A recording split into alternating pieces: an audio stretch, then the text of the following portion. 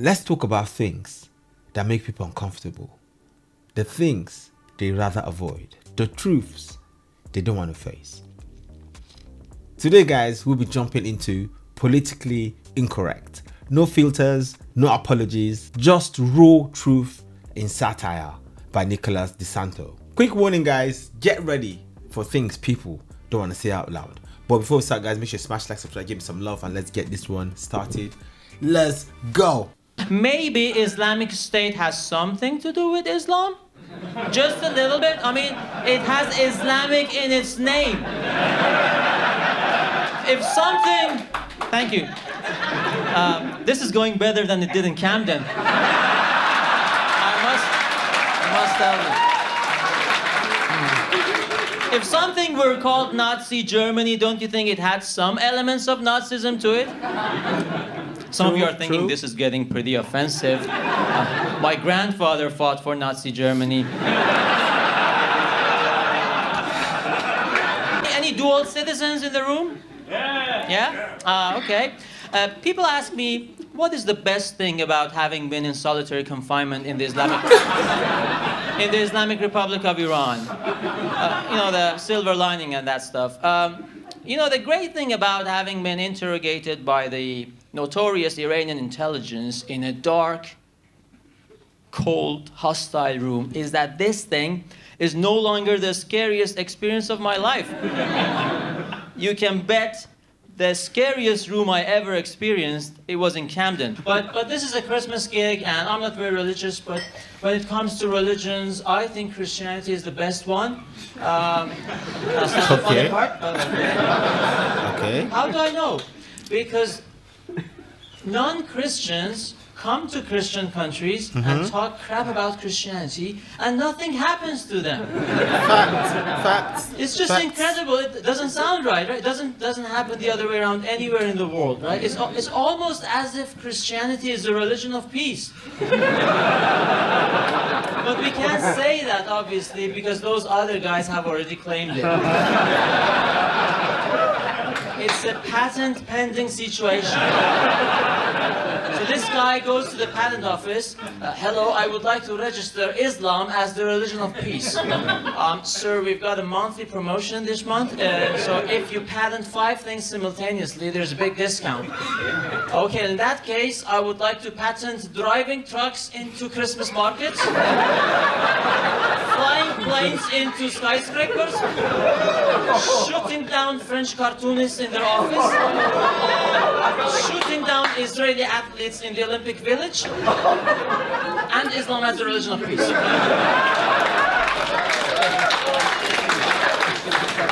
My time is short, I don't want to be gone, but thank you.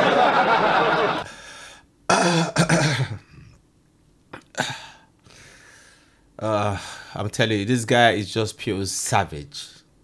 The amount of balls he has to run this in the UK, to do this in London. Wow. All right, sir, I don't see any incongruence in your application. I'll submit it for you. Don't worry, I can say that because it's true. Jesus said... Jesus said, he who is without sin cast the first stone, and from that we learn the importance of due process of law. Jesus also said, give to Caesar what belongs to Caesar, and give to God what belongs to God. And from that we learn separation of religion and state. And Jesus also said, forgive them, Father, they don't know what they are doing. And from that we learn to forgive feminists who like Islam. So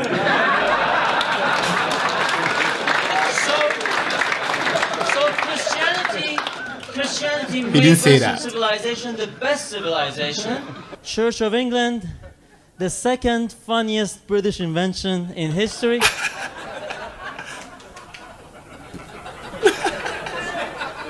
What was that all about?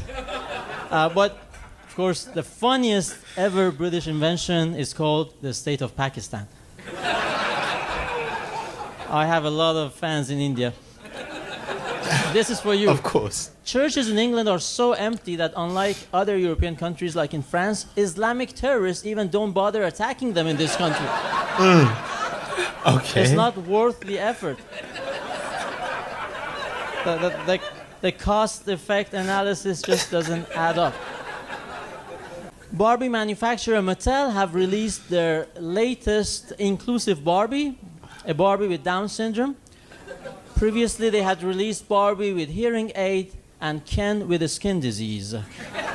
It's all... Okay. That's not the funny part, but... Come on, I need to get this YouTube video monetized. It's all part of an effort to make Barbie dolls more relatable to a bigger number of girls. Their next release, Barbie, the white English girl from underprivileged background, abused by Pakistani gangs. No way. And No Ken, way. the cowardly English policeman who did nothing about it.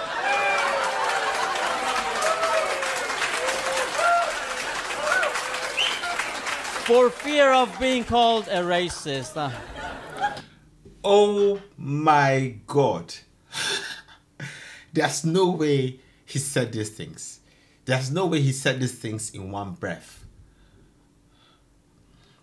Okay. I thought I've heard savage satirists before, but nah, he takes it up a notch. To have the balls to say this in the UK, not just in the UK, in London. Okay. I might lose my day job because of it. Oh, hang on, I've already lost it. So we are in the clear. As you can imagine, doing this kind of edgy material it's not easy for me to find a lot of work. You sometimes even risk your day job, to be quite honest. But I love it. I believe it was Churchill who said, do what you love and you shall never work again. And I never realized he was referring to the cancel culture. Churchill was way ahead of his time, wasn't he? I was a verification officer, which means every day I had to watch videos of harrowing atrocities from the Middle East, where else?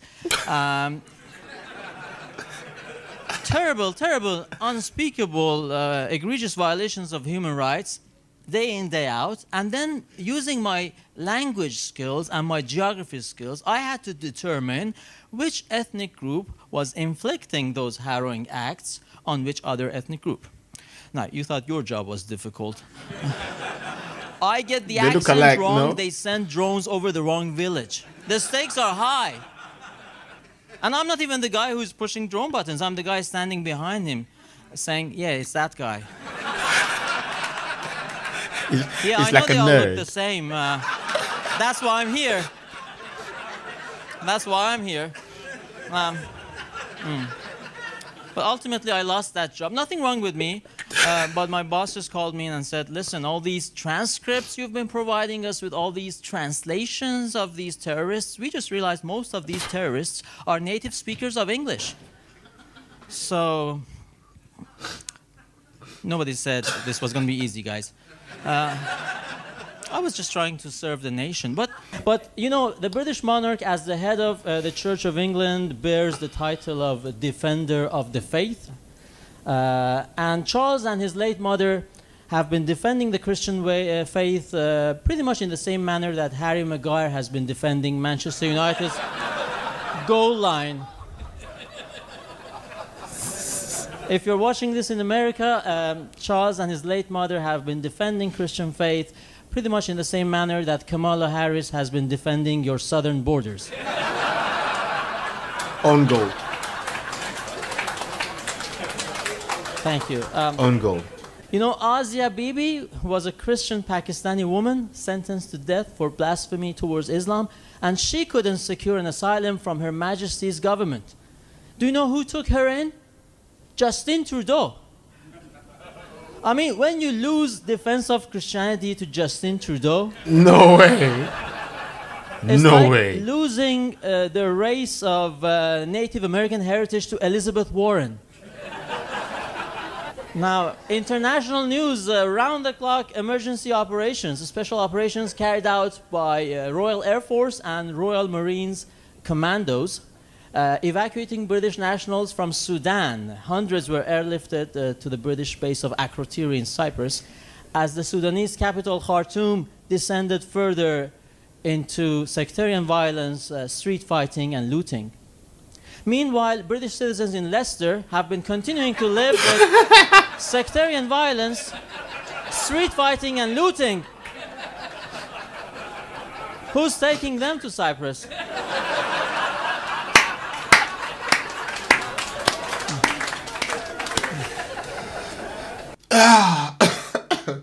How is Nicholas not cancelled?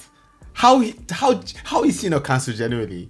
So I looked him up, and I found out that he was working for the BBC before he got fired because of his outrageous point of view. Okay, what I've noticed about political incorrectness is this: if you say human beings are divided into two genders, you have the biological males and the biological females, you are incorrect. You are wrong. You are politically not right. And that's not based on facts. That's not based on truth. It's just what it is. That's what it is. And this is how we've gotten to political incorrectness. Because you have to say things to please people. But right here on Politically Incorrect, we check out content that is raw, that is pure truth, fact-based, sometimes a little bit exaggerated by the satirists, just to drive a point home. But I like it with no filters. You know, when you hear a truth that makes you feel a bit sweaty, make you feel a bit uncomfortable, that make you wonder how the person had so much balls, you know, to say it. And I must say this to you: when you hear things that are raw, unfiltered, the savage truth, you have a witness in your heart. You feel it deep down in there. You feel a certain shiver, certain cold, that the things you don't want to say out loud, the things you try to avoid, the things you try to wish away are actually true. They're undeniable. You try to deny it, but the satirist says it and puts it right in your face, and there's nothing else you can do but sweat. Anyways, me, your boy, guys, I hope you enjoyed this one, guys. I'm going to catch you in the next one. If you've got more things that are politically incorrect, guys, make sure you send them to me. We check it out. We react to it. I prefer to react to them than to watch and make commentary. Send them to me to react. Thank you. Peace. Oh, I love you more than words can say. You are me. Oh, you are the light that shines in my way. You are me. Oh, I love you more than words can say. You are me. Oh, you are the light that shines in my way.